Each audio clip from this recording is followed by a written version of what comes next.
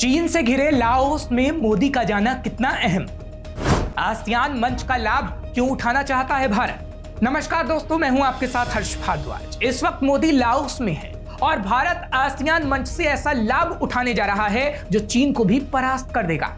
समंदर में जिस तरह से चीन लगातार अपनी दादागिरी चला रहा है, अब उसका जवाब जल्द चीन को मिलने जा रहा है, क्योंकि जहां मोदी पहुंचे हैं वो चीन से घिरा हुआ है और दुश्मन का दुश्मन दोस्त होता है। ये कहावत तो आपने सुनी ही होगी और इसी रणनीति पर भारत काम कर रहा है। इसके आगे की कहानी आपको बताएं उससे पहले आपको बता देते हैं कि आसियान मंच क्या है और भारत इस मंच से आखिर कैसे लाभ उठाएगा।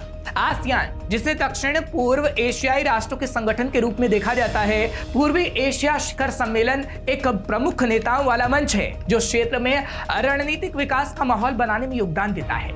इसके साथ ही आपको बता दें कि आसियान में दक्षिण पूर्व एशिया के 10 देश शामिल हैं, जिसमें ब्रुनेई, दारुसलाम, कंबोडिया, इंडोनेशिया, लाओ, PDR, Malaysia, Myanmar, Philippines, Singapore, Thailand और वियतनाम है।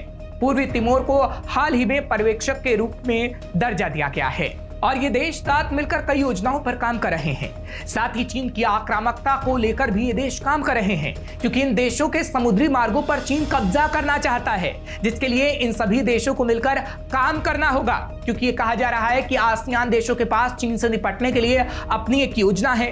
वहीं भारत और अन्य विकसित देश 1982 से ही संयुक्त राष्ट्र समुद्री कानून का पालन कर रहे हैं, लेकिन चीन उसका उल्लंघन कर रहा है। अगर भारत और आसियान साथ आए तो बहुत कुछ कर सकते हैं।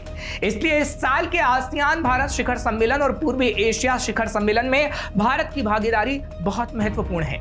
आसियान भारत शिखर सम्मेलन भारत और आसियान के बीच रणनीतिक साझेदारी को मजबूत करने, क्षेत्रीय एकीकरण को बढ़ावा देने और क्षेत्र में प्रमुख भू राजनीतिक, आर्थिक और सुरक्षा चुनौतियों का समाधान करने का एक महत्वपूर्ण अवसर प्रदान कर रहा है, जिसका लाभ सभी देश उठाएंगे। भारत 2002 से लगातार आसियान भारत शिखर सम्मेलन में भाग ले रहा है। पूर्वी एशिया शिखर सम्मेलन एशिया प्रशांत क्षेत्र में राजनीतिक, सुरक्षा और आर्थिक मुद्दों पर रणनीतिक संवाद और सहयोग के लिए एक बड़ा मंच है। 2005 में शुरू किया गया पूर्वी एशिया शिखर सम्मेलन एशिया प्रशांत और हिंद प्रशांत क्षेत्रों के नेताओं के लिए प्रमुख चुनौतियों और अवसरों पर चर्चा करने के लिए एक मंच के रूप में काम करता है। 10 देशों के अलावा कई और देश, यहां आपको बता दें कि 10 आसियान सदस्य देशों के अलावा 8 अन्य देश पूर्वी एशिया शिखर सम्मेलन में भाग लेते हैं, जिसमें भारत, अमेरिका, रूस, चीन, ऑस्ट्रेलिया, न्यूजीलैंड, जापान और दक्षिण कोरिया शामिल हैं। यहां आपको बता दें कि जिस अन्य 8 देशों की हमने आपको बात बताई वो आसियान के सदस्य नहीं हैं, जिसमें भारत भी शामिल है। लेकिन सवाल यह है कि भारत आसियान का मेंबर नहीं है, फिर भी भारत की इतनी दिलचस्पी क्यों है? भारत का 55% ट्रेड साउथ चाइना सी के रास्ते गुजरता है। ऐसे में इन देशों से अच्छे संबंध बनाकर भारत रखना चाहता है, जो भारत के लिए अहम है। इसके अलावा समुद्री सुरक्षा के चलते भारत के लिए आसियान देशों की अहमियत और बढ़ जाती है। 1988 में एशिया में आई आर्थिक तंगी ने आसियान देशों की चीन पर निर्भरता को बढ़ा दिया। चीन ने इसका फायदा उठाया। साउथ चाइना सी में अपना दबदबा कायम करना चीन ने शुरू कर दिया। इससे आसियान देशों के पास एक ही विकल्प बचा, वो अमेरिका से रिश्ते मजबूत करने लगे। अब भारत आसियान देशों के सामने खुद को तीसरे विकल्प के तौर पर पेश कर रहा है। वहीं अब आसियान देश भी भारत की अहमियत को समझने लगे हैं।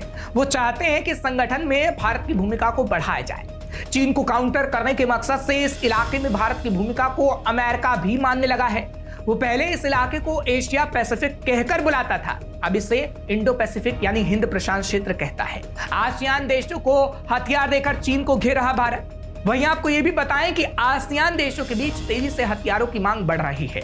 सिप्री यानी स्टॉकहोम इंटरनेशनल पीस रिसर्च की 2023 की रिपोर्ट के मुताबिक साउथ ईस्ट एशिया देशों का मिलिट्री खर्च 2 दशकों में दोगुना हो गया है।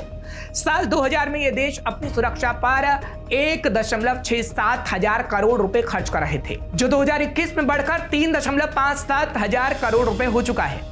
मिलिट्री पर किए गए खर्च में सबसे ज्यादा तेजी 2013 में देखने को मिली। ये वही समय था जब चीन ने साउथ चाइना सी के इलाकों में अपना एक तरफा दबदबा कायम करने के लिए घुसपैठ को तेज कर दिया था। नतीजा ये रहा कि चीन की इन हरकतों पर आसियान के 10 में से 5 देशों ने आपत्ति जाहिर कर दी। इन देशों में मलेशिया, वियतनाम, ब्रुनेई, फिलीपींस और इंडोनेशिया शामिल हैं। इन देशों में हथियारों का प्रोडक्शन काफी कम है। दुनिया में हथियार बनाने वाली टॉप 100 कंपनियों में आसियान के केवल सिंगापुर की कंपनी शामिल है। ऐसे हालातों में साउथ चाइना सी में चीन को चुनौती देने के लिए उन्हें दूसरे देशों के हथियारों की जरूरत है। भारत भी इस मार्केट में अपनी एंट्री के लिए तेजी से काम कर रहा है ताकि वो चीन को काउंटर कर पाए। तो अब तो आप समझ ही गए होंगे कि आसियान देशों के साथ जब मोदी मंच साझा कर रहे हैं तो कैसे चीन की काट निकालने की कोशिश होगी, जिसमें भारत जरूर कामयाब होगा। फिलहाल आपको ये खबर कैसी लगी, आप अपनी राय जरूर दीजिएगा। खबर को शेयर करना मत भूलिएगा। तमाम खबरों के लिए आप देखते रहिए श्रेष्ठ भारत। श्रेष्ठ भारत पर खबरों से जुड़े रहने के लिए चैनल को सब्सक्राइब और लाइक करें, बेल आइकन दबाएं और देखते रहें श्रेष्ठ भारत।